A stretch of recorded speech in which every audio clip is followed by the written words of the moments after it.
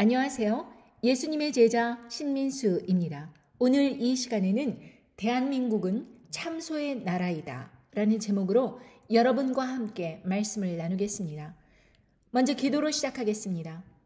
천지를 지으신 우리 하나님 아버지, 오늘도 이렇게 말씀을 깨닫는 지혜를 주시고 함께 나눌 수 있는 소중한 기회를 주셔서 감사합니다.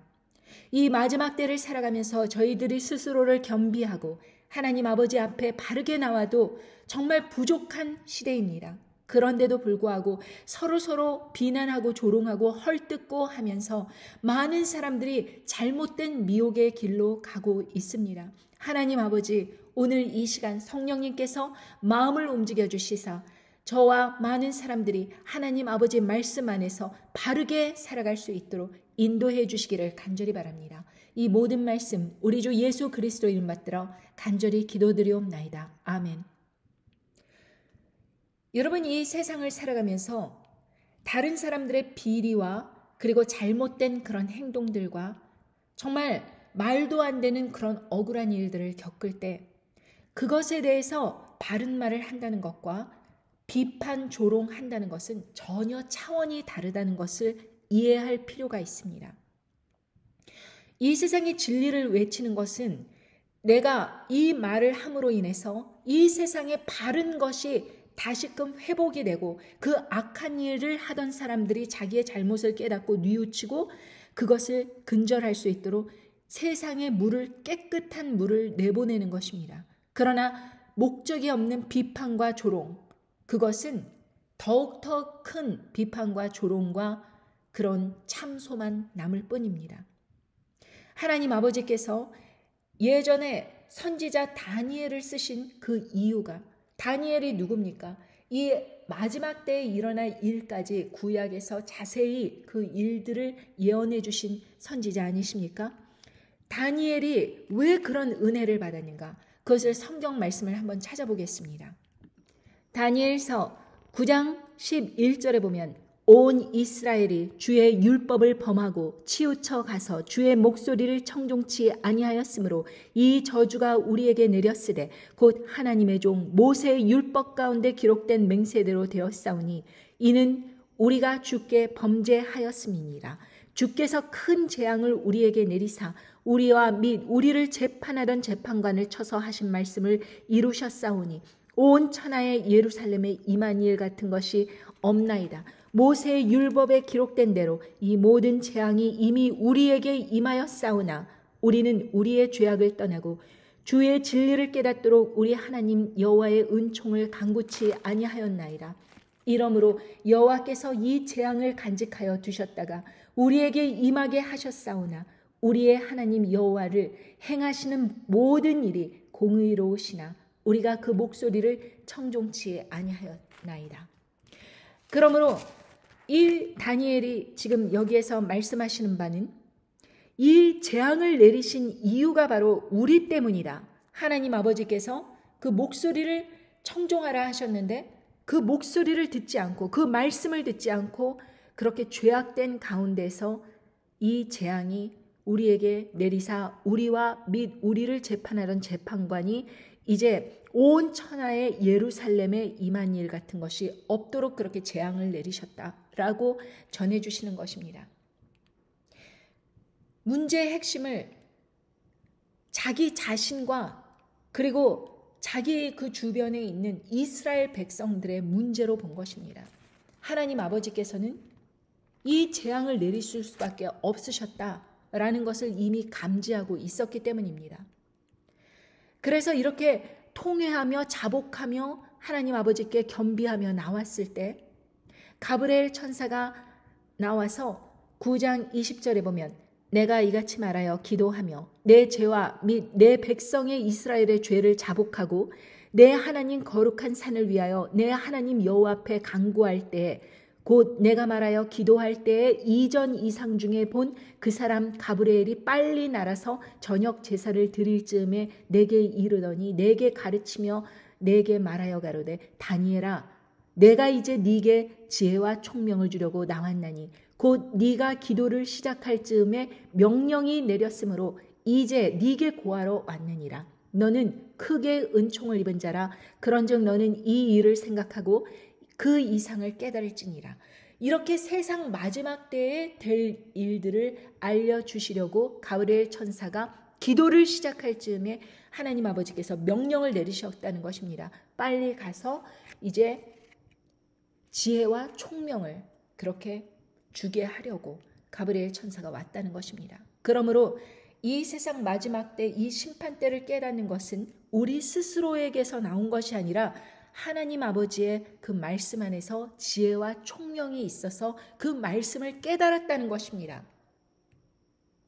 그러므로 여러분, 제가 말씀드리려고 하는 것은 하나님 아버지로부터 지혜와 총명을 깨달았다고 하는 것은 즉 이렇게 간구하는 심령과 죄를 자복하는 그런 간절한 마음이 있을 때 그 아름다운 마음을 보시고 이제 심판이 임하게 되는 것을 말씀해 주시는 것입니다. 어떠한 일이 있을 것인지에 대해서 하나님의 영광, 하나님의 말씀을 깨닫게 하는 지혜와 총명을 주시는 것입니다. 그런데 사람들은 이 지혜와 총명이 자기 안에서 나온다고 착각을 하기 때문에 다른 사람을 비판하는 거예요. 자기가 생각한 것과 다른 사람이 생각한 것이 틀려요. 그러니까 그 사람의 실명과 명예를 훼손을 하면서 그 사람을 비판함으로 인해서 자기 말이 맞다 이런 식으로 대응을 한다는 것입니다. 이 모든 것들이 이제 거짓으로 드러나는 것이죠. 그러니까 급기야는 어떤 일들로 일어납니까?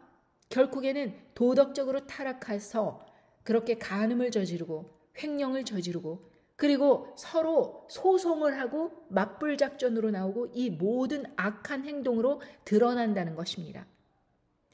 그러므로 여러분, 이렇게 그 사람들이 자기의 잘못을 깨닫지 못하고 다른 사람들을 비판하고 참소하고 하는 것으로 인해서 자기가 자기의 정당성을 이렇게 증명하려고 할 때 그 자체가 바로 사단 마귀에게 놀아나는 행동을 한다는 것입니다.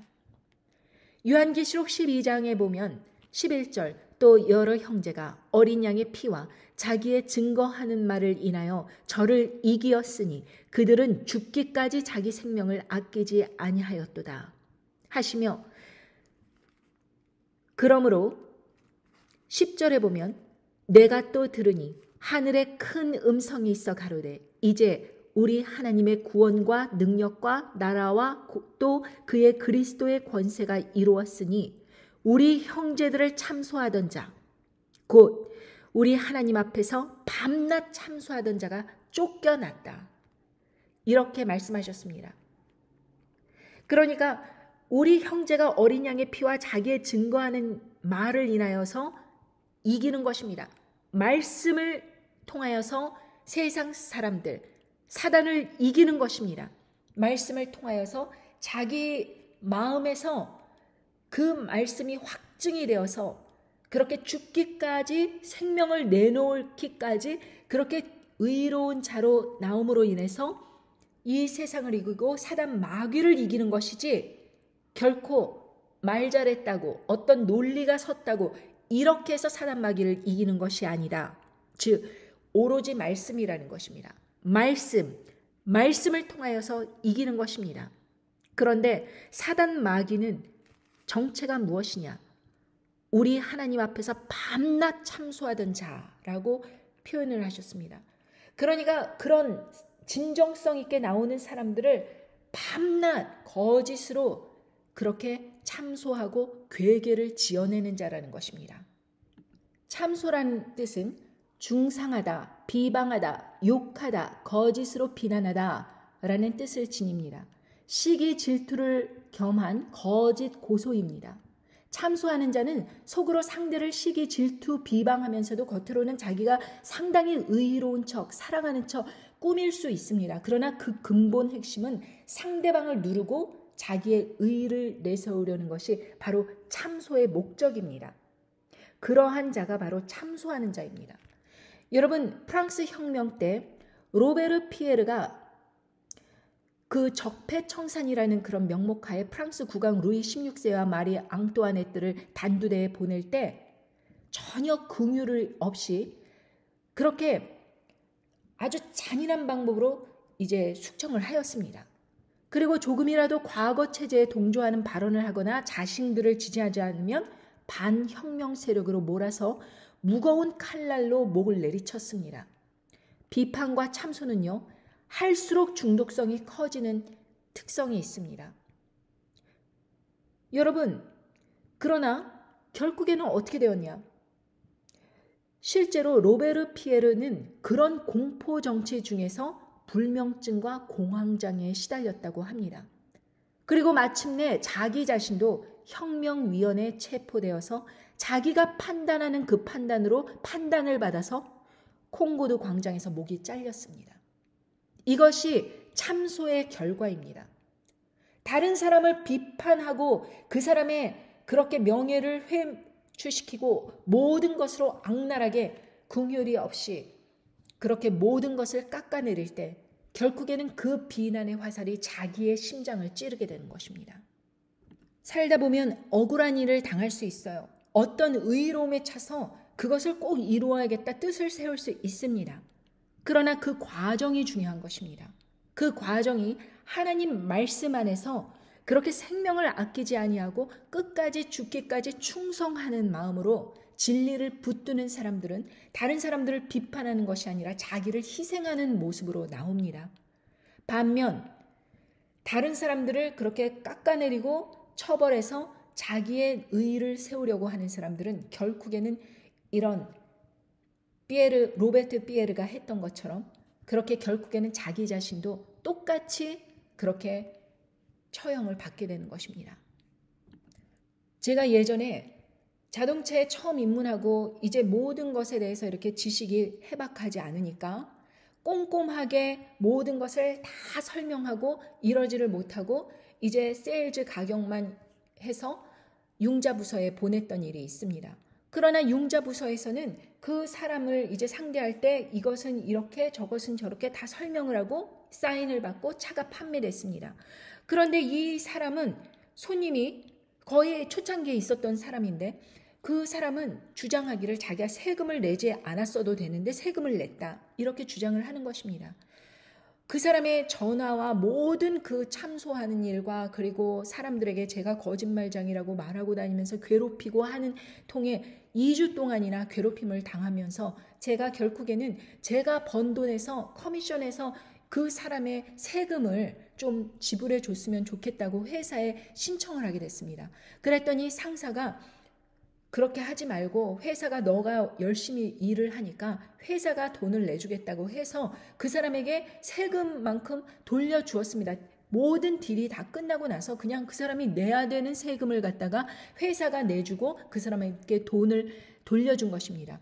그래서 저는 그것을 우편으로도 보낼 수 있었는데 그 자리에 직접 가서 그 사람에게 기쁜 마음으로 1시간이라도 더 빨리 하려고 직접 차를 타고 그 사람을 집을 방문해서 체크를 돌려주었습니다. 그랬더니 그 사람이 집으로 들어오라 그래요. 그래서 제가 집으로 들어가서 무슨 얘기를 하려 그러냐, 뭐 칭찬을 할 건가 해서 웃으면서 정말 기다려줘서 감사하다고 이렇게 해왔다고 하면서 설명을 하였습니다.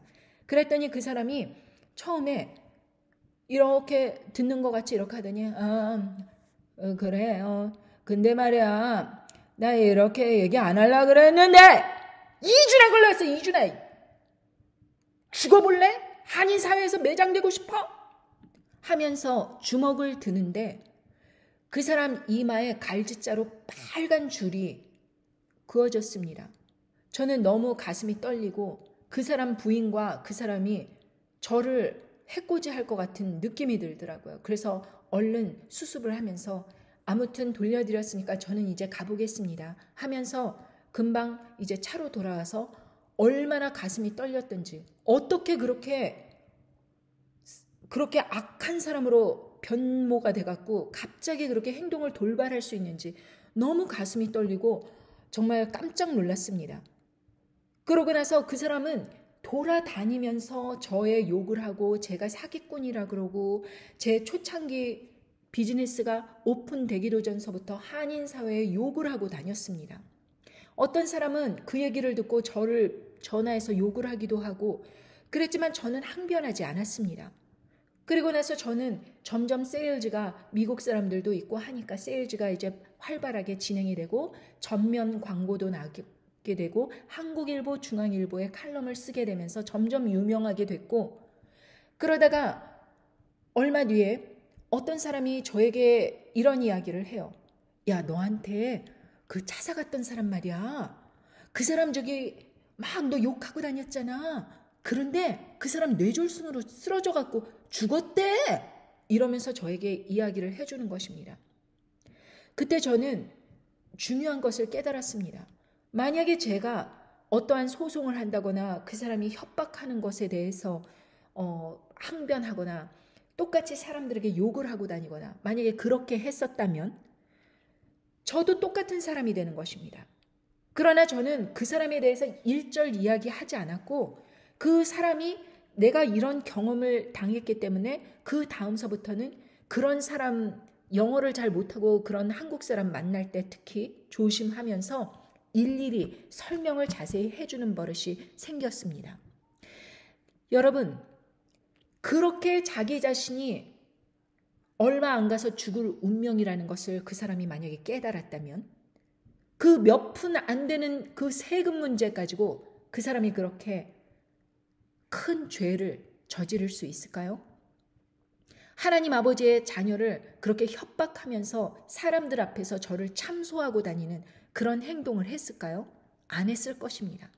사람이 지혜가 없기 때문에 참소를 하고 다니는 것입니다. 그냥 이유 없이 욕하고 똑같은 사람이 되는 것입니다. 여러분, 지혜가 있다는 것은 내가 오늘 하나님 아버지께 받은 바 그 말씀을 정직하게 제 경험을 통하여서 간절하게 전하는 것입니다. 그뿐입니다. 그것으로 인해서 이단 비판받을 수 있고 뭐라고 욕들어 먹을 수 있고, 그렇지만 그 결과는 하나님께서 심판해 주시는 것입니다. 저는 그런 경험을 참 많이 했습니다. 왜 저를 욕하던 사람이 갑자기 비즈니스가 망하고 아이들이 죽고 그리고 자기 자신도 죽고 뭐 그런 일들을 제가 이렇게 보고 들으면서 저렇게 저 사람들이 그렇게 죽을 운명일 줄 알았다면, 그렇게 자녀가 죽을 운명일 줄 알았다면 저 사람이 그렇게 나에 대해서 그렇게 억울한 일들을 만들어내면서 했을까라는 생각을 했습니다. 여러분, 예전에 제가 보험에 잠깐 들어갔었을 때가 있었습니다.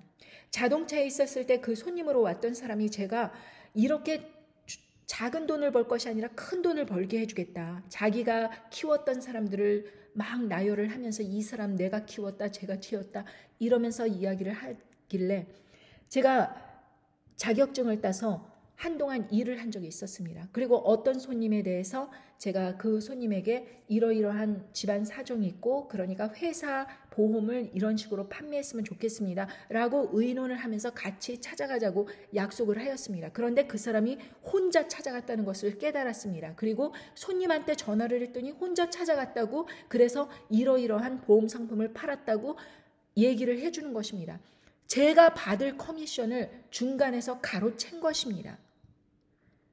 그래서 회사한테 확인을 했습니다. 회사도 확인시켜 주었습니다. 그 사람이 그렇게 저의 딜을 가로채서 판매한 그 커미션이 자그마치 한화 지금의 돈으로 하면 1억 5천 되는 그 커미션을 한 번에 벌었다는 것입니다. 그래서 저는 그 사람에게 이제 만나자고 해서 3번을 물었습니다. 혼자 찾아가서 그 손님에게 보험 상품을 팔았습니까? 그렇게 했더니 3번을 부인을 하는 것입니다. 그래서 제가 돈을 벌면은 고아원을 설립하고자 이렇게 설계도 이것을 보여주면서, 그러나 이런 고아원을 지을 것 같지 못합니다. 저는 돈을 못 벌었고 제 생계도 지금 보험을 막 시작한지라 너무 지금 힘듭니다. 이렇게 이야기를 하면서 솔직히 말해 주십시오. 보험을 혼자 팔았냐고 이렇게 물어봤더니 극구 아니라고 하면서 자기는 그럴 사람이 아니다 라면서 1억 5천을 혼자 갖겠다고, 그걸 나눌 생각을 안 하고 혼자 갖겠다고 그렇게 끝까지 나오는 것입니다. 그래서 제가 그 사람을 상대로 해서 싸우거나 법적 소송을 하거나 그러지 않았습니다. 그냥 분명히 후회하실 것입니다. 제가 이야기했어요. 왜냐하면 그 사람은 이제 80대가 가까이 된 것입니다. 70 몇 세예요. 그리고 평생을 새벽 기도하고 장로라고 그렇게 살았다고 합니다.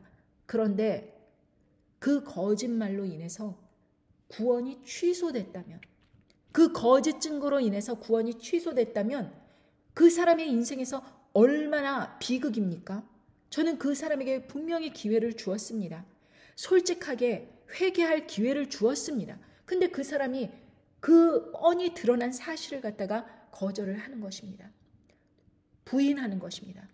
결국에는 그 돈을 벌어서 굉장히 호화롭게 산 것도 아니고 얼마 못 가서 부인이 70대인데 동네 미용실에 시다로 일하는 그러한 경제적인 상황으로 그렇게 내닫게 됐다면서 사람들이 혀를 끌끌 차는 걸 제가 들었습니다. 그걸 가지고 부자가 된 것도 아니에요. 오히려 그걸 가지고 그렇게 유지하는 것이 아니라 이리저리 어려운 경제적 환난이 겪어지더니 결국에는 평생토록 회개 안 하고 지금 80대가 훨씬 넘어서 90이 됐을 텐데 요즘에 전혀 마주칠 수가 없는 것을 보니 그렇게 결국에는 죽음에 이르렀을 것 같다라는 생각이 들기도 합니다. 그렇다면 그것은 무슨 의미냐? 사과 한마디 하지 못하고 결국에는 죽음에 이르렀다.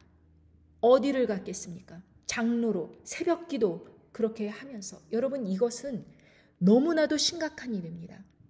다른 사람들을 거짓으로 얘기하고 그렇게 참소하고 골탕 먹이고 그렇게 비난하고 비방하고 이런 것에 참여를 한 사람, 그리고 거짓 증언하고 이런 일들에 그냥 아무렇지 않게 양심에 가책받지 않고 한 사람들 모두 다 결국에는 지옥으로 가는 것입니다.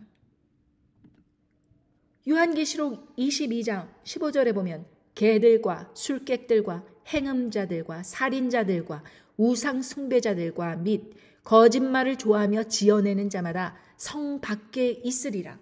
무슨 말씀입니까? 천국에 못 들어간다는 것입니다. 여러분, 이것은 회개할 기회를 잃어버린 상황입니다. 살인자들, 우상 숭배자들과 마찬가지로 거짓말을 좋아하며 지어내는 자들은 똑같은 벌을 받는 것입니다. 여러분, 이러한 말씀이 분명히 요한계시록에 있는데도 불구하고 사람들은 성경 말씀에 근거하지 않은 자기가 거짓말을 만들어서 그냥 세상에 뿌리는 것을 아무런 양심의 가책 없이 하고 있다가 자기들끼리 서로 소송하고 맞불작전으로 나오고 네가 옳으네 내가 그르네 이러면서 싸우는 상황을 봅니다. 그리고 하나님 아버지의 성령의 역사를 부인하면서 그건 성령님의 역사가 아니라 귀신의 역사다 이렇게 거짓으로 지어내는 자까지도 스스로가 얼마나 간악한 자들인지 그렇게 드러내는 것입니다. 성령님을 회방한다는 것은 영어 성경에 보면 모독한다라는 뜻으로 나와 있습니다. 예수님을 미친 사람이라고 이렇게 말을 했던 그런 사람들이 바로 성령님을 회방하는 것이다. 하나님 아버지를 모독하는 것이다. 성령님을 모독하는 것이라는 것입니다. 참 말씀을 전하는 사람들이 미친 사람이다 라고 전하는 사람들이 바로 하나님 아버지를 모독하는 것이다. 왜? 하나님 아버지의 말씀을 세상 사람들에게 가르치는데 그 길 가운데로 바르게 가는 사람들에게 거짓이다 이렇게 프레임을 씌우는 것이죠. 다니엘이 이제 심판이 이르렀다고 그렇게 기도하면서 나올 때 다니엘에게 심판이 어디 있냐 이렇게 말하는 것과 똑같은 것입니다. 누구를 들어서 써주셨습니까? 하나님 아버지께서는 진정으로 자기의 삶에서 그렇게 자기 자신이 그런 거짓 것들에 참여를 하지 않고 직접 대응하지 않고 계속 하나님 아버지의 말씀을 무부원 생명을 다하기까지 하나님 아버지의 말씀의 진리를 드러내는 사람, 그 사람을 쓰신다는 것입니다. 그래서 저는 댓글에 일제 반응하지 않습니다. 그런 악한 댓글에 일제 반응하지 않으면서 저를 이단이니 뭐 신천지니 이런 식으로 막 이야기를 하는 사람들에게 절대 대응하지 않습니다. 왜? 그 사람들의 참소는 하나님 아버지께 심판을 받도록 해야지 제가 직접 구구절절 설명할 필요가 없기 때문입니다. 여러분, 그 사람들이 가는 경로가 어떻게 되겠습니까? 거짓말을 좋아하며 지어내는 자마다 성 밖에 있으리라. 결국에는 불못에 떨어진다는 것입니다. 그런 자들을 상대할 때 일일이 상대하지 말고 요한계시록 22장 11절에 보면 불의를 하는 자는 그대로 불의를 하고 더러운 자는 그대로 더럽고 의로운 자는 그대로 의를 행하고 거룩한 자는 그대로 거룩게 하라. 무슨 말씀이냐 하면 불의하는 자라 내버려 둬라. 계속 불의하게 내버려 둬라. 그리고 그 사람들의 결국은 성 바깥으로 쫓겨나는 것입니다. 더러운 사람도 그대로 더럽게 그냥 내버려 두라는 것입니다. 여러분, 여러분들과 저는 의로운 자, 거룩한 자로 끝까지 우리의 행실을 하나님 아버지 앞에서 바르게 지켜야 되는 것입니다.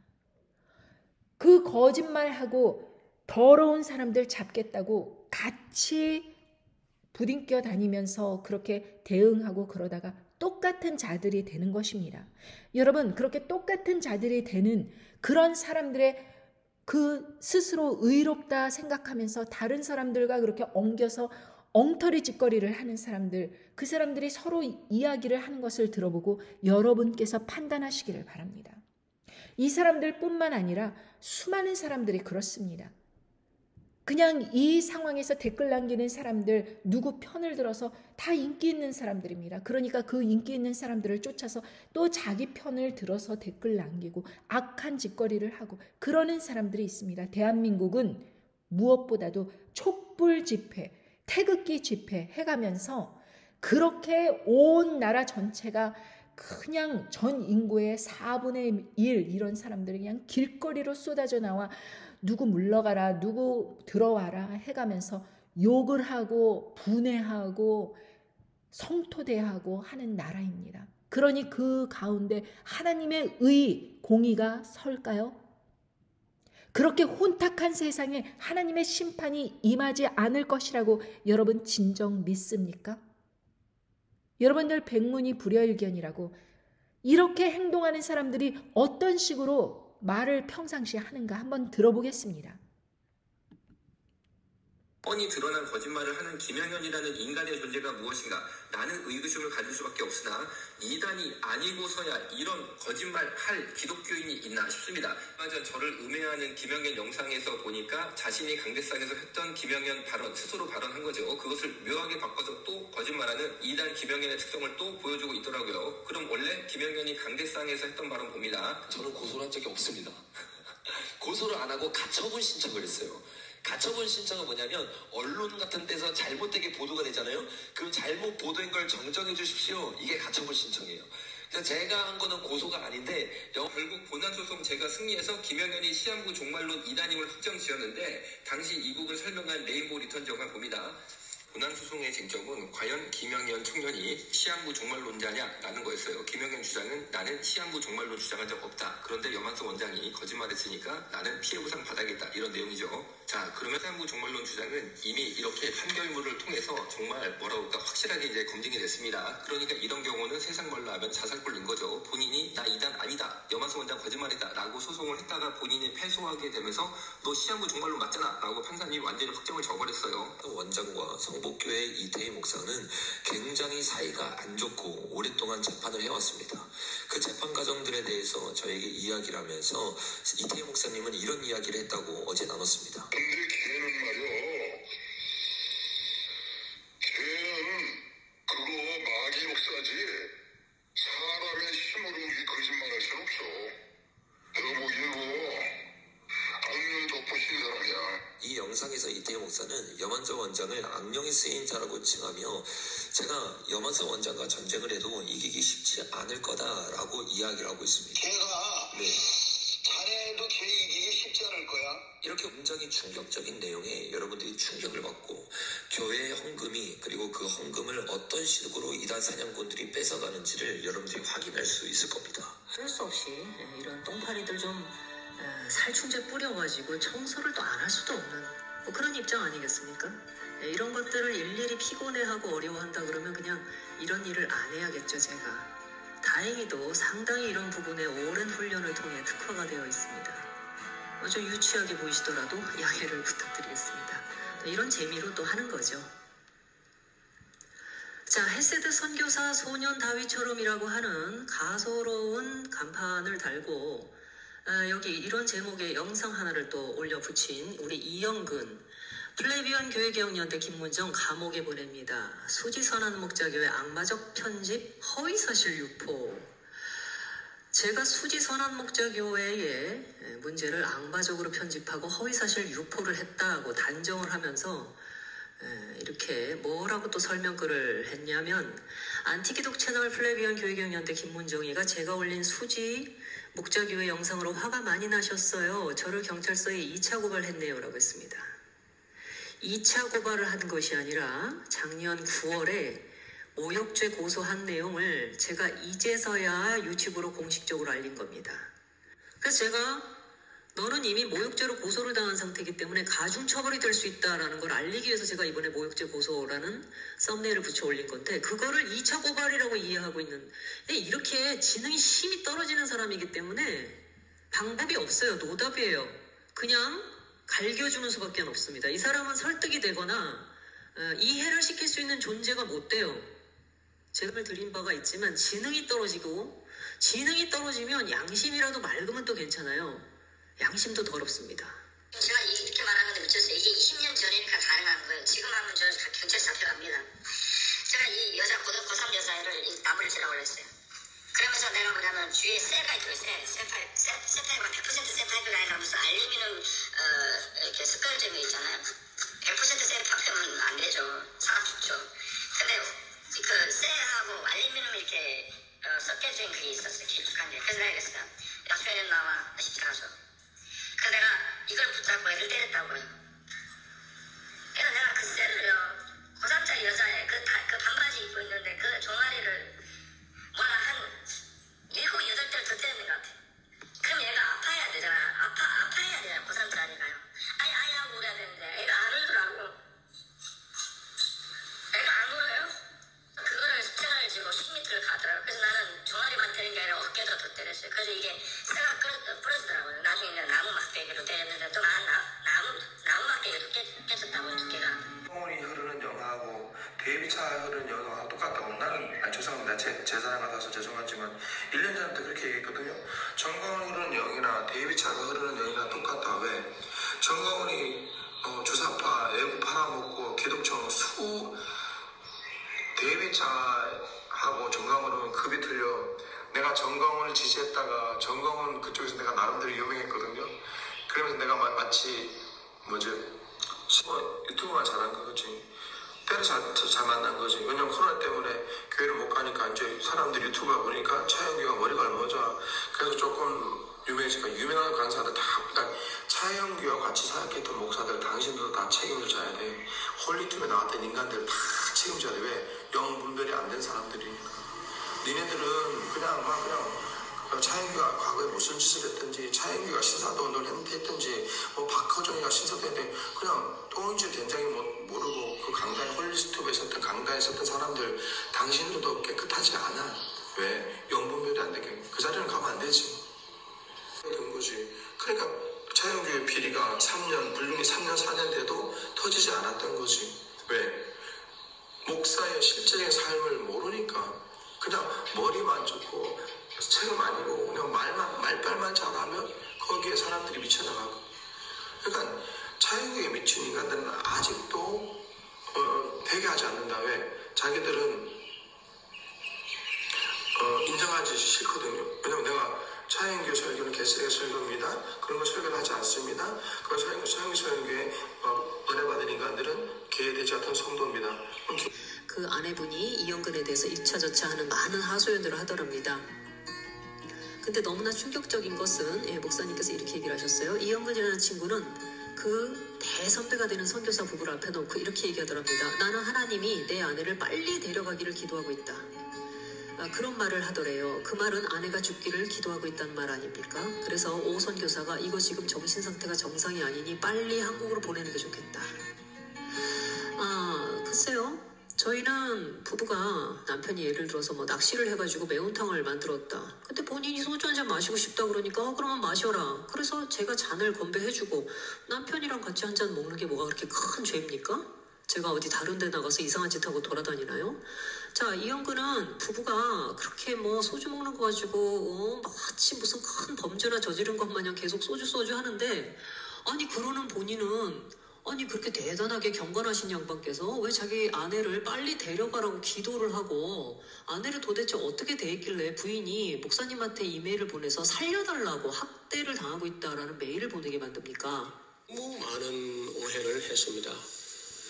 첫날 제가 보여드릴 때 성경을 가지고 있으면서 오해하는 사람들이 30억이 넘는다는 말씀을 드렸죠. 지금 이 현대 교회에서 가장 큰 오해는 방언 문제라고 봅니다. 사람들이 겁나서 다 이거 손 안 대고 그냥 다 눈 감고 방 넘어가고 했는데 저는 아무래도 그럴 수가 없다. 제가 38년간 목회 현장에서 방언들을 검증을 해왔는데 제가 검증한 것들은 대부분 귀신이었어요. 꼭 성령처럼 하는데 사실은 귀신입니다. 와서는 갈수 얘기인데 어쩌면은 구약 성경 전체가 하나님 질투 이야기야. 맞습니까? 창세기부터 시작할까요? 구약 성경 전체가 하나님 질투 이야기예요. 왜 질투하는 거죠? 그만큼 하나님이 짝사랑을 하는데 이 싸가지 없는 것들이 도무지 알아듣지 못하고 하니까 첫사랑이 안 이루어졌어요. 너무 어려서 해가지고 안 이루어졌는데 쥐버리고 싶어 그냥. 너 마음에 그처럼 이나 사랑하는데 알아두지도 안 하고 돌아보지도 않고 거들떠보지도 않고요. 저 딴 놈에 물어갈 거 아니야. 쥐버려야 되겠다 그냥. 여자들 보면 이가 갈래요. 아니 내가 총각 때 괜찮은 남자인데 이 쌍년들이 한 년도 나를 그들도 보는 여자가 없었어. 이 여자가 보면 막 이가 갈리는 거예요. 까다가면 장가도 못 갈 뻔. 점쟁이가 중매해가지고 겨우 결혼했어요. 여러분, 특히 이 마지막 사람은 방언이 귀신의 방언이다 이런 식으로 이제 폄훼를 하면서 사람들에게 꾸준하게 전해온 사람인데 하나님 아버지의 그 선하신가 의로운 그 성품을 자기의 경험담과 이렇게 이야기를 하면서 막말과 그렇게 쌍욕을 하면서 이 성령님을 모독하는 거 아닙니까? 제가 보기에는 자기가 정말 좋아하는 마음이 있는데 상대방이 안 받아줬다고 해서 죽이고 싶었다라고 분명하게 이야기하지 않습니까? 그런데 이 사람의 그런 막말과 그런 악한 본성이 어떻게 하나님의 그 아름다운 그 은혜와 그런 의로운 성품과 어떻게 비교가 됐다고 할 수 있는지, 이것은 제가 듣기에는 정말 있어서는 안 될 말인데도 불구하고 지금 여러분들에게 들려지다시피 많은 사람들이 웃으면서 그것을 그냥 넘겨버리고 있다는 사실, 이것은 정말 심각한 일입니다. 그것뿐만이 아니고 다른 사람도 이제 방언을 부정하는 그런 말을 하는 사람의 이야기를 들어보겠습니다. 네, 똑같은 말 반복하는 거 여러분 보셨죠? 이게 정상적인 사람이 얘기하는 그런 말이 아니잖아요. 그렇죠? 저와 여러분이 성경의 방언이다 그렇게 이야기할 때 영어로 이제 텅이라는 그런 단어가 나오는데 성경에 나오는 그 텅이라고 하는 말은 다 외국말을 이야기해요. 외국말을. 영어, 프랑스말, 중국어, 우리가 한 번도 배우지 못한 그런 외국말이에요. 사도행전 2장 가서 보시면 알고, 사도행전의 다른 부분들 마찬가지고, 고린도전서 12장, 고린도전서 14장에 나오는 방언, 그 타 언어도 한 번도 내가 배우지 않았는데 내 입에서 외국말이 나오는 게 그게 방언입니다. 한 번도 내가 배우지 않았는데 내 입에서 외국말이 나오는 게 그게 방언입니다. 그래서 자, 이 사람도 한 번도 배우지 않았는데 외국말 하는 게 방언이다 라고 분명히 이야기하였죠. 그러니까 이 사람은 다른 사람들이 방언으로 그 기도를 한다, 방언으로 어떠한 그런 체험을 했다, 이거 자체를 부정하는 것입니다. 여러분, 이 성경 말씀에 분명히 쓰여 있음에도 불구하고 성경 말씀을 부인하는 거예요. 그러면서 말하기를 자기가 그 방언에 대해서 그냥 단정적으로 이것은 이교도들이 하는 것이니까 이 방언을 말하는 사람들은 다 신앙이 거짓된 것이다 라고 부인을 해버립니다. 그러니까 성경 말씀에 나와 있는 그런 말씀을 갖다가 아예 자기가 부인하고 삭제해버리고 그런 식으로 폄훼를 하는 것입니다. 여러분, 이것이 얼마나 끔찍한 그런 일인지, 자기가 잘 알지 못하는 그런 영역에 대해서 성경 말씀에 분명히 고린도전서 14장 2절에 보면 방언을 말하는 자는 사람에게 하지 아니하고 하나님께 하나니 이는 알아듣는 자가 없고 그 영으로 비밀을 말함이니라. 이렇게 분명하게 방언이 하나님께 말을 하는 것이다, 이렇게 분명히 말씀에 나와 있습니다. 고린도전서 2장 13절에 보면 우리가 이것을 말하거니와 사람의 지혜에 가르친 말로 아니하고 오직 성령에 가르치신 것으로 하니 신령한 일은 신령한 것으로 분별하느니라. 육에 속한 사람은 하나님의 성령의 일을 받지 아니하나니 저희에게는 미련하게 보이며 또 깨닫지도 못하나니 이런 일은 영적으로나야 분별함이니라. 자기가 모르는 그 분야가 있다는 것도 인정하지 않을 뿐더러 자기의 그 육적인 생각이 모두 100% 맞다고 생각을 하면서 그 모든 성령님의 일을 부인하는 것입니다. 이 사람은 또 이야기하기를 여기까지만 이제 아주 쓰러지게 되는, 왜 정신을 잃으니까 쓰러지게 되는 이런 일이 생기는데, 이게 만추라 기법이다. 만추라 기법은 똑같은 단어를 반복하는 거예요. 그래서 이 기도원 가면 할렐루야 많이 반복하라 그러고, 중들은 나무아미탑을 관세음 보살한다 또또또또또 하고 이제 뭐 하고 나무아미탑을 관세음 보살 따따따따따 하고 이렇게 하는 거예요. 또 천주교는 마리아요 마리아요 마리아 이렇게 하고, 이 말을 똑같은 걸 자꾸 반복을 하면 그럼 어떻게 돼요? 그럼 자기를 잃게 돼요. 이게 사람의 특징이에요. 그러면 썸바디가 들어간단 말이에요. 이게 이렇게 같은 말을 반복하면서 결국에는 귀신 들리게 된다, 뭐 이런 식으로 이야기를 하면서, 이것이 사실 제 경험으로 봤을 때 방언을 말하는 것이 한 단어를 계속 말하는 것이 아닙니다. 저도 그 일에 대해서는 잘 모르겠습니다. 왜 한 단어만 그렇게 하면서 방언을 한다고 몇 시간씩 그러는지. 그러나 제 경험으로 봤을 때는 한 단어로 이야기하는 것이 아니라 그렇게 언어로 이야기하는 것입니다. 저는 하나님께 기도하고 있고 제 영은 기도하고 있고, 하나님께서는 제 기도를 사람이 알아듣지 못하는 말로 저는 하나님께 간구를 하는 것이고, 하나님께서는 제게 이 성경 말씀을 깨닫는 지혜를 주시고 제가 어떻게 해나가야 될지, 저의 앞날에 대해서 어떻게 해야 될지 그 기도를 통해서 제가 계시를 받는 것인데, 이 사람은 이런 일 자체가 없다라고 이야기하는 것입니다. 성령의 일을 받지 아니하냐니 저희에게는 미련하게 보임이요. 그렇게 미련하다고 그렇게 폄훼를 하는 것입니다. 그런데 이 사람은 자기가 스스로 이단임을 인정하는 이야기를 합니다.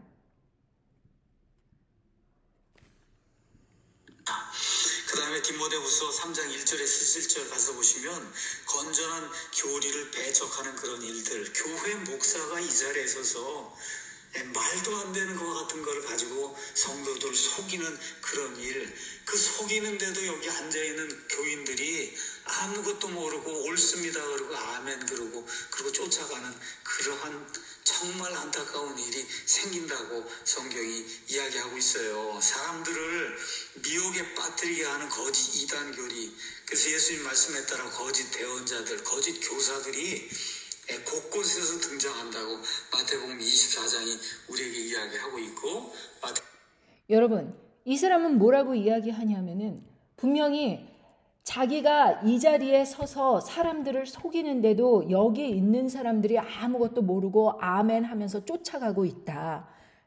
분명히 그 자기가 하는 그 행동을 정확하게 인지하고 있는 거예요. 그리고 그 자리에 앉아있는 사람들도 어리석다 인정을 하는 것입니다. 참 스스로도 말하기를 안타까운 일이다. 미혹을 하는데도 이단의 말을 쫓아가고 있다. 이렇게 이야기를 하고 있지 않습니까? 자기가 그 자리에 서서 그렇게 하는데도 아멘 하면서 아무것도 모르고 쫓아간다. 여기 있는 사람들이. 그러면서 자기가 자기 스스로 인정을 하고 있어요. 아무튼지 간에 사람들은 끊임없이 다른 사람들의 그 모든 것들을 부인하고 악한 말로 폄훼하고 성령님의 사역을 회방하고, 그리고 그 사람들은 또 자기들끼리도 싸우는 것입니다. 설교가 아니라고, 이거는 많은 사람들 시험 보낸 거라고요. 왜냐하면 이건 뭐냐면은 이걸 뭐라고 하냐, 음모론이라고. 음모론. 내가 데이비드 차를 내가 박살을 내야 되는 이유가, 데이비드 차를 내가 더 이상 사과했던 영상 올렸잖아요. 근데 데이비드 차가 7, 8년 전에 한국교회 한 일이 이 똥을 싸놓은 게, 지금 데이비드 차는 당신은 죽을 때까지 회개를 해야 돼. 데이비드 차가 6, 7년 전에 악마 같은 책을 써놨어. 마지막 신호, 그 신세의 질서, 마지막 정보, 일루미나티. 데이비드 차 당신은 지금 유튜브에서 구독자가 많고 조회수 많지, 한국교회 대단한 목사처럼 돼 있잖아. 근데 당신은 죽을 때까지 회개해야 돼. 왜? 당신이 싸질른 똥이 지금 박성음한테 가고 유튜브에, 데이비드 차는요, 내가 분노하는 게 뭐냐면, 이런 애들 보면 데이비드 차가 열받는단 말이야. 네가 데이비드 차 당신이 6, 7년 전에 싸질른 그 죄가 유튜브에 이렇게 많다. 김영일, 네가 박성엽 제고, 박성엽이 제자가 이 데이비드 차의 제자예요. 이 책이 뭐냐? 마지막 신호, 데이비드 차 이 사람이 쓴 음모론이 뭐냐면은 이거야. 마지막 시대는 세계 단일 정부로 간다는 거지. 그러니까 적그리스도가 세계 단일 정부잖아요. 선교사 소년 다윗이라고 하는데, 글쎄요, 이렇게 배가 나와가지고 골리앗한테 달려가다가 지가 돌불에 걸려 자빠지게 생겨있는 이 먹방하는 선교사 헤세드 이영근, 이 사람 어떤 사람인지 제가 아주 잘 압니다. 왜요? 제가 박멸했기 때문이죠. 저 때문에 자다가도 아마 몸서리를 치고 일어날 그런 사람입니다. 그렇기 때문에 플레비안에 유감이 있으시더라도 이 사람의 채널에 손을 대지 않으시는 것이 좋습니다. 자, 우선 예장 합동 소속 목사였던 사람입니다. 플레비안 만나기 전까지는. 플레비안을 슬슬 쓸데없이 정치적인 문제 가지고 건드리면서 직통계시 추종하고 떠들어대길래 한 번은 눈물을 찔찔 짜면서 한반도에 전쟁이 올 거라고 예언을 다 하지를 않나 헛소리를 자꾸 하길래, 그런데도 자기가 칼빈주의 목사라 그러고, 또 저하고 또 웃기게도 합동 같은 교단 목사라는 거예요. 근데 선교사라는 사람이 왜 그 선교는 똑바로 안 하고 저렇게 정치질을 하면서 유튜브를 하고 앉았나, 돈을 벌기 위해 유튜브를 한다고 하질 않나, 아무리 봐도 이상한 거죠. 그래서 제가 뒤를 좀 캐봤습니다. 놀랍게도 이 사람이 자신을 파송하고 선교사로 만들어 주었던 지금 합동교단의 간부로 계시는 목사님입니다. 이 목사님께서 직접 증언으로 이 선교사 때문에 교회가 다 정말 엉망진창이 되고, 목사님이 이 선교사 때문에 너무너무나 고통을 당하셨다라는 증언을 주신 거예요. 준 영적 아버지나 다름이 없는 그 목사님의 아드님이 선교지에서 순교를 했는데, 그 사망보험금을 왜 자기한테 주지 않느냐고 이 담임 목사님한테 이메일로 마구 도전을 하고 대들고 했던 사람입니다. 인석파탄자예요. 여러분, 서로 싸우고 서로 욕하고, 그리고 아무 이야기나 하고 아무 예언이나 하고 그러던 사람도 결국에는 자기 스스로 그렇게 불륜을 저지르고 돈을 횡령하는데 또 검찰 소환까지 받고 여기저기서 소송을 걸리고, 이런 모든 복잡한 것, 그럼에도 불구하고 자신 있게 사람들에게 그렇게 전하는 모든 일들. 이제 앞으로 24년, 25년 이때가 아주 피크인데, 국제 정세가 제가 이렇게 긴 얘기를 안 하고 이제 앞으로 통일된다 이러니까 사람들이 이해를 못 하시는데, 이렇게 되기 때문에 여러분, 우리가 지금 이 타이밍에 여러분 기도하고 잘 준비되어 있으면요, 하나님 이게 힘이 지금 어그러지는 과정 가운데 대만은 미국이 절대 포기 안 합니다. 대만 포기를 안 하기 위해서 여러분 핵전쟁까지도 놔도 대만은 포기 안 해요. 미국 왜? 핵전쟁 나서라도 지켜야 돼. 핵전쟁 나서라도. 미국이 여러분 핵 쐈잖아, 일본에도. 핵전쟁 전략적 핵무기를 써서라도 중국 본토를 쳐서라도 그만큼의 3차 대전의 리스크를 안고라도 지켜야 될 나라가 대만입니다. 미국 입장에서. 절이 우리를 치고 들어와. 그래서 뭐 국지전이든 전면전이든 뭔가 하여튼 골치 아파죠. 그럼 미국은 우리나라 건드리면서 대만까지 수행하기가 굉장히 골치 아픕니다. 중국은 하나만 치면 되거든요. 그러니까 미국은 이걸 알고 있습니다. 여러분, 그날로 북한 입장은 여러분 망하는 날이에요. 그리고 대만은 그 다음에 미국 이기게 돼 있습니다. 그러면 이제 중국 불러다가 왜 그랬어? 그러겠죠. 미국이 뭐 내놓을래? 대만 이미 미국 거고, 야 북한 가지고 와, 우리가 관리할게. 그러면 중국 입장에서 여러분 앞마당을 뚫으려고 그러다가 다른 앞마당 내줘야 돼. 졌으니까. 그럼 미국 입장에서 여러분 대한민국 통일됐죠? 자유민주 진영이 있죠? 생산기지 갖고 있죠? 우리나라 애들 똑똑하죠? 막 열정 얼마 전까지 이렇게 한반도 통일된다, 그리고 한국이 전 세계를 지배하는 그러한 복음을, 역사적인 사명을 감당하게 된다, 그런 식으로 사람들에게 막 희망론을 전하던 그 사람이 어느 날 하루아침에 사람들의 폭로로 그렇게 불륜이 드러나게 되고, 이제 횡령한 사실, 검찰 조사, 뭐 이런 복잡한 일들 세세하게 사람들 다 이제 이야기를 하게 되고, 그런 속에서 서로 너 그거 봐라, 너 잘못 예언하더니 그렇게 됐다, 이제 이런 식으로 비난의 화살을 돌리면서 가고 있습니다. 그러면서 다른 사람들이 부정부패를 저질러도 자기는 깨끗하다 뭐 이야기를 전하는 사람들도 있으면서 지금 한국 교단이 불륜으로 아주 그냥 그 모든 것들이 완전히 어그러지게 됐다라고 이야기는 하는 사람도 있습니다. 교회 안에서 지금 얼마나 많은 불륜들이 일어나는지 몰라요. 신학교에서 제가 얼마나 많은 불륜이 일어나는가 해서 나눴잖아요. 신학교만 그렇습니까? 아니에요, 여러분. 교회 목사님들, 찬양 인도자들, 혹은 전도사들, 목회자들, 그 사람들이 어떻게 해요? 이 불륜 가운데 빠져 있어요. 목회자만큼 불륜에 빠지기 쉬운 사람이 없어요. 찬양 인도자만큼 불륜에 빠지기 쉬운 사람이 없어요. 이 죄의 속성, 이것만 좀 나누고 마칠게요. 죄의 속성이요, 굉장히 달콤합니다. 굉장히 깊숙이 들어옵니다. 끊기가 힘들어요. 쾌락의 맛은요, 여러분 한번 맛들이고 나면요, 그 맛의 달콤함은, 그 쾌락의 그 느낌은요, 끊기 힘들 정도로 중독으로 우리에게 다가옵니다. 내가 한 번도 느껴보지 못한 것이기 때문에. 여러분, 이 불륜뿐만 아니라 예배를 생각해보세요. 순종하는 아들들 가운데 거하는 영이나 불순종할 때 사단의 영이 임하기 시작하고 하나님이 임재하는 것은 사단이 임재하는 겁니다. 그러니까 이 세상에서 한 번도 누려보지 못했던 쾌락이 지옥의 쾌락이 내려오기 시작하는 거예요. 그러니까 하나님의 임재를 맛보면 하나님의 임재를 잊을 수 없는 것처럼 지옥의 쾌락 역시 마찬가지예요. 세상에서 내가 여태까지 내 범주 안에서 한 번도 생각해보지 못했던 쾌락이 나한테 딱 들어와 버리는 거예요. 지옥의 쾌락은 또 뭡니까? 만약에 쾌락이 지옥에 있다면은 악인들이 서로 지옥 가겠다고 그렇게 하겠네요. 악인들조차 지옥에 들어가기 싫어서, 불못에 들어가기 싫어서 발버둥 치는 곳이 지옥입니다. 불못입니다. 그런데 그런 불못이 쾌락이 있다는 거예요. 그러니까 이렇게 말을 지어내고 자기 자신도 무슨 경험을 해본 것처럼 그 쾌락의 맛을 잊을 수가 없다면서 이렇게 이야기하는 이런 것 자체가 뭔가 이상합니다. 느낌이 왜 이렇게 악한 것을 이야기하고 동성애를 그렇게 자세히 이야기하고 음란한 것을 노골적으로 이야기하고 이런 것에 대해서 뭔가 이상하다라는 것을 깨닫지 못한다면 우리는 그냥 그 사람들 말에 빠져들어가는 것입니다.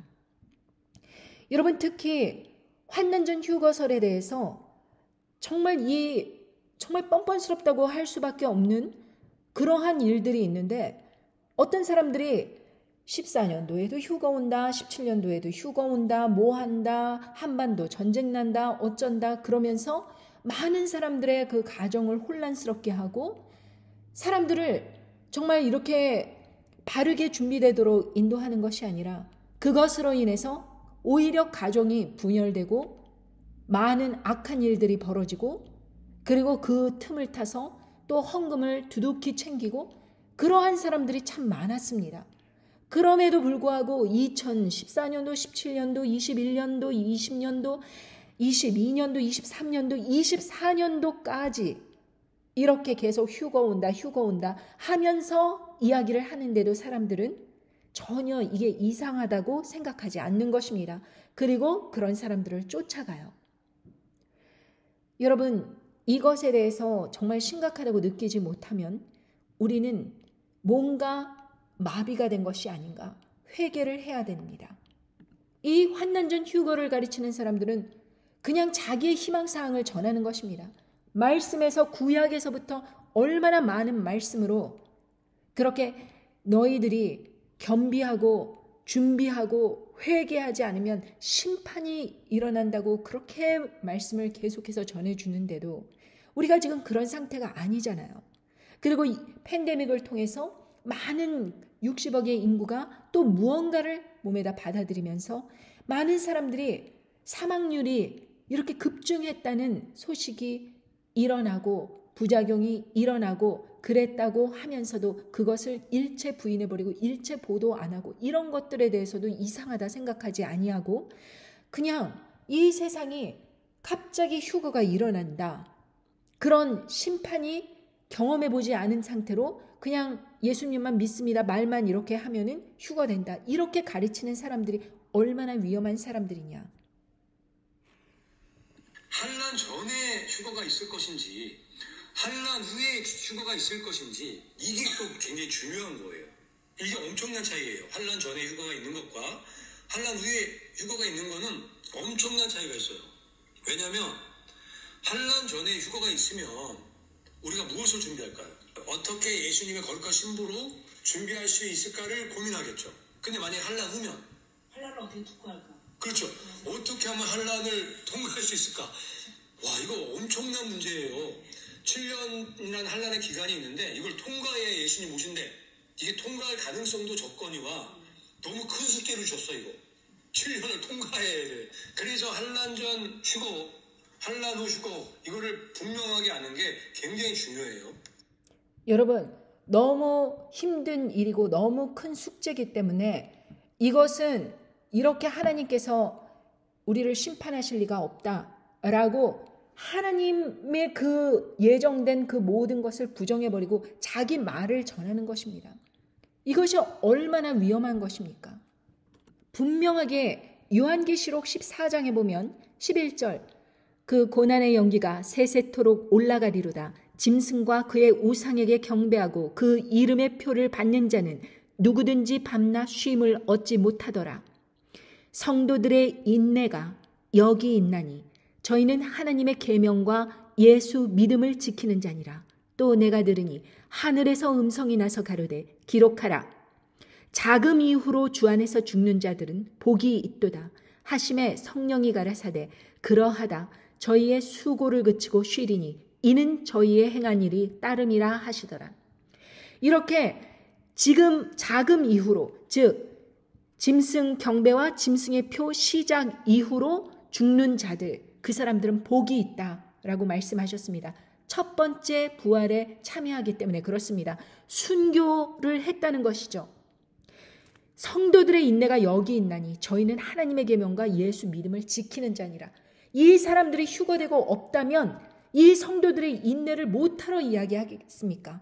분명하게 이 짐승 경배와 짐승의 표 시작하면서 끝까지 성도들이 인내하게 되는데 이 과정에서 지금 이후로 주 안에서 죽는 자들은 복이 있다. 이렇게 말씀을 하셨습니다.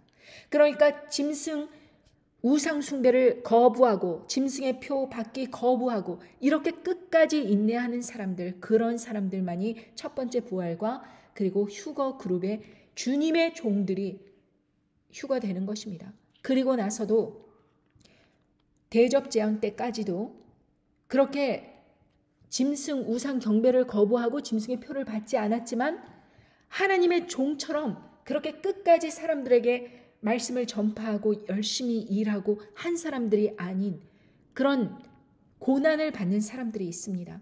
그런 사람들이 또 대접재앙 때 분명하게 이렇게 말씀하십니다.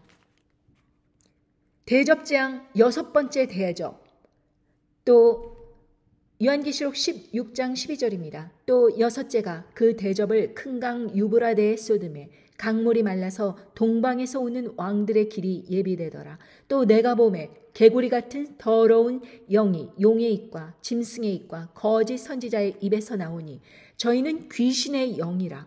이적을 행하여 온 천하 임금들에게 가서 하나님 곧 전능하신 이의 큰 날의 전쟁을 위하여 그들을 모으더라. 보라, 내가 도적같이 오리니 누구든지 깨어 자기 옷을 지켜 벌거벗고 다니지 아니하며 자기의 부끄러움을 보이지 아니하는 자가 복이 있도다. 새 영이 히브리 음으로 아마겟돈이라 하는 곳으로 왕들을 모으더라. 이렇게 6번째 대접이 있을 때까지도 아직도 누구든지 깨어 자기 옷을 지켜 벌거벗고 다니지 아니하며 자기의 부끄러움을 보이지 아니하는 자, 그 자가 복이 있다. 많은 사람들이 이 그룹의 환난을 대접재앙을 통과하는 이 그룹에 있다는 것입니다. 이 사람들은 백신을 그렇게 거부했고 짐승 우상 경배 안 했고 짐승의 표도 받지 않았고 이렇게 모든 것으로 자기를 지켰음에도 불구하고 대접재앙을 여전히 통과한다는 것입니다. 그러니까 지금 이 순간 하나님의 말씀으로 많은 사람들에게 바르게 열심히 가르치는 그러한 하나님의 종들이 하나님 아버지로부터 10분의 1이 그렇게 들림을 받는 것입니다. 그리고 나서 남은 사람들이 이 세상에서 여전히 있는데 그때에 아직도 예수님께서 재림하시지 않은 상태입니다. 보라, 내가 도적같이 오리니 누구든지 깨어 자기 옷을 지켜 벌거벗고 다니지 아니하며 자기의 부끄러움을 보이지 않은 자가 복이 있도다. 이때 예수님께서 아직까지 오지 않았지만 끝까지 예수님의 믿음을 지키면서 짐승 우상 경배 거절하고 그리고 짐승의 표 받지 아니하고 자기의 믿음을 지키고 벌거벗고 다니지 아니하고 그렇게 거짓 음모 술수 괴계 이런 것에 참여하지 않고 여기에서 보면은 이 와중에도 개구리같이 새 더러운 영이 용의 입과 짐승의 입과 거짓 선지자의 입에서 나오니 저희는 귀신의 영이라 이적을 행하여 온 천하 임금들에게 가서 하나님 곧 전능하신 이의 큰 날의 전쟁을 위하여 그들을 모으더라. 이 6번째 대접에서도 여전히 거짓 선지자들 그런 사람들이 활개치고 다닌다는 것입니다. 끝까지 택하신 자를 미혹하기 위해서. 그렇기 때문에 여러분 벌써 그 거짓 선지자들은 이러한 행동, 그 결과로 나타나는 것입니다. 그냥 어느 날 갑자기 거짓 선지자가 되는 것이 아니라 이렇게 거짓 것들을 뿌리면서 양심의 가책을 받지 아니하고 사람들을 모으고 헌금을 받고 그렇게 인기를 누리려고 하고 다른 사람들을 비판하고 이런 일들에 막 참여를 하면서 정신을 쑥 빼는 사람들이 여전히 그때 가서도 정신을 쑥 빼면서 자기의 말을 바꿔서 여전히 거짓 선지자 노릇을 하면서 있게 될 것이라는 것. 자기들끼리 소송하고 자기들끼리 서로 거짓이라 그러고 그러는 것입니다. 참 선지자는 네가 거짓이다 말하더라도 반응하지 않습니다. 그냥 자기의 갈 길을 가는 것이죠. 하나님께서 그 사람이 말이 옳았는가 틀린가를 그 비판하고 조롱하고 비방하던 그 사람들의 인생에서 스스로 미끄러지고 넘어지고 자빠지고 그리고 죽음으로 그리고 불행으로 돈이 한꺼번에 없어지고 이러한 멸망하는 길로 스스로 걸어가도록 하나님의 심판에 맡겨야지 거기에 대응한답시고 이렇게 저렇게 한다. 그리고 어떤 특정 사람에 붙어서 이 말이 옳다 저 말이 옳다 하면서 비방으로 그렇게 다른 사람들을 공격한다. 댓글을 남긴다. 이 모든 것들이 다 부질없고 의미 없고 그렇게 거짓 선지자들을 따라가는 그러한 일일 뿐이다 라는 것을 스스로 깨닫고 다니엘처럼 모든 죄를 회개하고 지금 일어나는 이 일들에 대해서도 회개를 하면서 나오지 않는다면 하나님 아버지의 심판의 날에 보호를 받을 수 없다는 것을 깨달으셔야 됩니다. 자, 여러분들의 삶에 우리가 한치 앞을 알면 아마 지금처럼 살지 않을 것이라는 것이 저의 확신입니다. 많은 사람들의 불행을 보았고 또 어떤 사람들의 복되고 존귀한 인생으로 가는 것을 보았고 그것을 지켜보면서 그것이 바로 지혜입니다. 악한 사람들처럼 저렇게 행동하지 말아야겠다. 어떤 사람들이 하나님 아버지 안에서 복되고 진실하게 그렇게 살아간다면 그 사람이 왜 하나님께 복을 받았는가? 그것을 생각하고 그 사람들의 좋은 점을 따라서 여전히 아름다운 인생을 사는 것. 하나님 아버지 앞에 겸손하고 간구하는 인생으로 나오는 것. 그것 길만이, 회개하는 길만이 살 길이다.